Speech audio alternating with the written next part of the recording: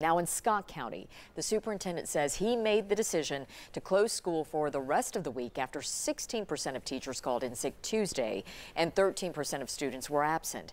They are spending the rest of the week disinfecting classrooms and mopping the hallways. As schools sit empty, health clinics are crowded with people needing to see a doctor.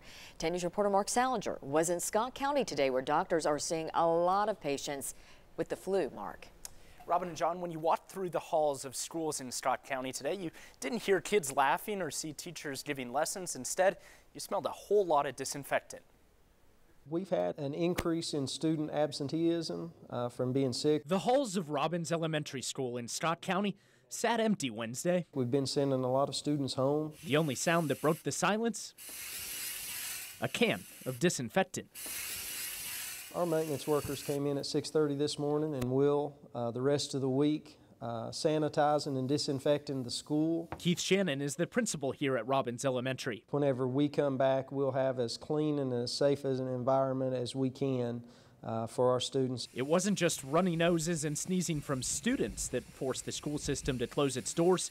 So many teachers called out sick, they were left with no other choice. Was having a very hard time finding substitute teachers even to fill in for the teachers. We've had a number of people out with illnesses, and it's all age ranges from children up through adults. At Mountain People's Health Clinic in Oneida, Dr. Edward Caparelli's waiting room has been full of patients with everything from the flu to strep.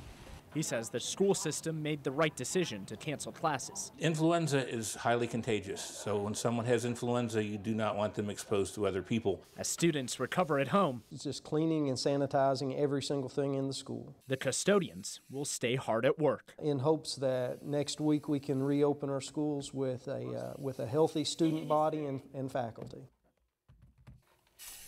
Dr. Caparelli says flu season runs from late October through the end of April. He says this is one of the most severe weeks of illness that we've had recently. Robin and John.